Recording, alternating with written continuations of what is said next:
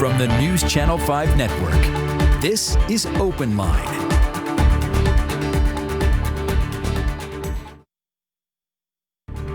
Good evening, everyone. Thank you for joining us here on Open Line as we launch right into our first ever themed week here on Open Line. And we are talking about a topic that is on top of a lot of people's minds, getting safely back to school amid the coronavirus. And we're going to start today with the perspective from teachers, such a vital role they play in our schools and in our children's education. I have two teachers here joining me tonight, Amanda Kail, with the president of MNEA, and also Laura Schlesinger, I should say, with the president of Rutherford Education Association. Ladies, thank you so much for joining me tonight. Thank you. Thank you. Amanda, we just saw you downtown starting at the Nashville Farmers Market for a rally called a die-in. It was actually a staged funeral procession. Tell me what that was about. Yeah, well, we just wanted to call attention to the fact that many of the districts across the state really do not have plans that are going to be effective at keeping teachers and students and our families safe. We're seeing a lot of districts really just going back to school as normal. They don't have mask mandates, or, maybe they do, but they're not really, there's not enough there to really keep people safe. And so, we're also watching across the country where people have tried to go back. There have been, sports teams that have been brought back, summer camps, and we've just seen spikes in COVID every single time that happens. And considering how much coronavirus is on the rise in Tennessee, we just wanted to call attention to the fact that, school's about to go back in session, and a lot of people's health and safety are on the line. So we just wanted to make sure that our state leaders were paying attention. You are with Metro Nashville Public Schools. Remind everyone what the plan is for MNPS. Yeah, so here in Nashville, we're actually pretty lucky. Our district is going back 100% online, and will remain that way until at least Labor Day, at which point we'll reassess, and the district will make a decision based on the numbers. But we, up until I think today, we were the only district in the state that was doing that. I think Memphis joined us today in making that decision. But, the districts that neighbor us are not making that decision at all. And we're in a hot spot. And we're just very concerned about the health and safety of, teachers and students in the districts around us. Well, and that lets me jump to Laura. Laura, you're from Rutherford County. Tell everyone what the plan is to get safely back to school in Rutherford. Absolutely. So on July 9th, the Rutherford County Board of Education voted to reopen schools traditionally without a mask mandate. So we pushed for a mask mandate here in Rutherford, and thankfully the board heeded our call and ended up voting unanimously for a mask mandate. And what that looks like is masks will be required for all faculty, staff, and students in Rutherford County, with the exception of bus drivers. And that is something that we are interested in pursuing. Now, however, the numbers have risen at such a rate, our Director of Education has recommended an all-distance learning plan to begin the school year, even though he has expressed that he is adamantly against all-distance learning and it would only be a last resort. But again, he has recommended it, even though it is a last resort, because of the number spike at this time. And has the board approved it? Is that what the plan is to start? Is it set in stone?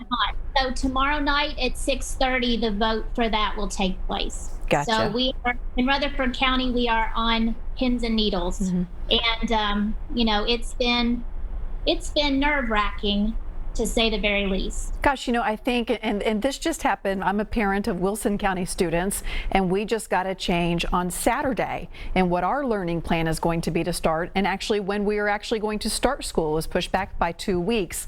And while we are all learning throughout the year 2020 that we're going to have to be flexible, we're coming down to crunch time to make so many changes and decisions. Can teachers be ready?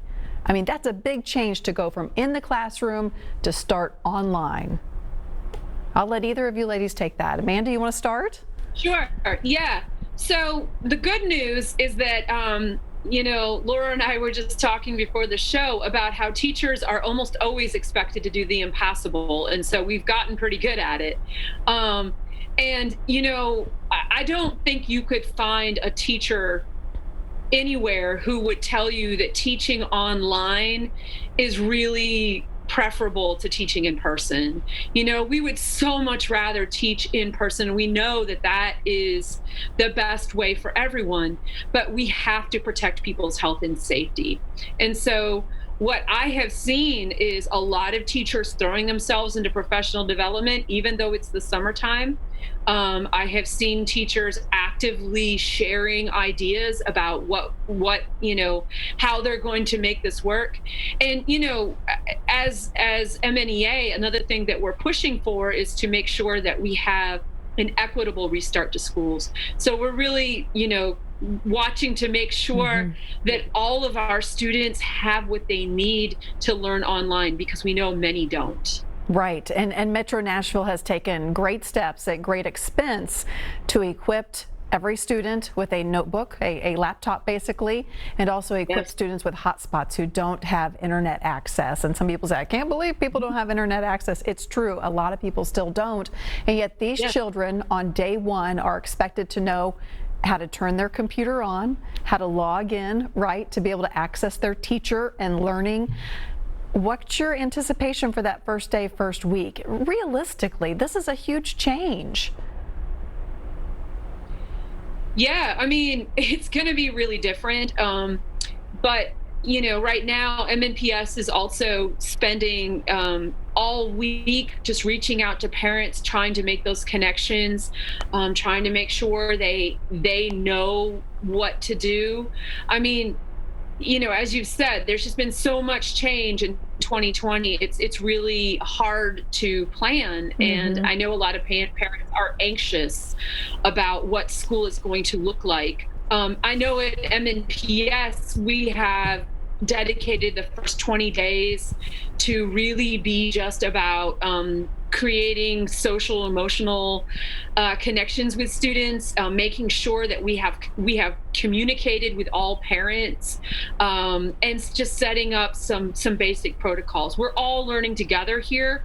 And I know it'll be difficult. I'll know we have to change things, but I'm confident if we all work together, it will work. As I mentioned earlier, we're all in this this stage where we're bobbing and weaving, I kind of feel like, with all these last-minute changes. The governor is holding a press conference tomorrow, along with the Tennessee Department of Education commissioner.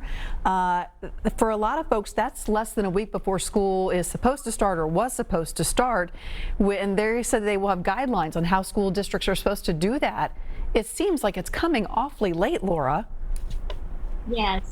It is, and that's part of what's so nerve-wracking about it all. At this stage in the game, to not even know, for instance, here we are in Rutherford County, we don't even know for sure how we will start, and school starts Monday for us. Wow. So, yeah, it's a lot, because teachers do like to, teachers by and large are planners. So they like to know and be at least given some time to plan ahead. That's a big part of our job, as a matter of fact. But like Amanda said, I'm seeing the same trend with Rutherford County educators really stepping up their game and seeking out those professional development opportunities to help them should we go distance learning or have to resort to a hybrid, anything with virtual learning. To help them improve that skill set. What a lot of people don't know, and I blame us in part for this, for not educating them on this point, is teachers are only contracted for 10 of the 12 months out of the year. We're only paid August through May. So June and July, we do not report to school, but we also do not get paid for those 2 months. So these are educators that are going on their own time without pay to learn how to improve their game right now. It's a great point. All right, we have to take our first commercial break, but I do want to stress before we go to break, this is Open Line. It is your chance to call in with any questions that you may have. This is a great chance to get those questions answered by people who are boots on the ground. They're in their field. They know what they're talking about. And I know there is a lot of anxiety wrapped around school starting. So go ahead and give us a call. 615-737-PLUS is the number. We are coming right back.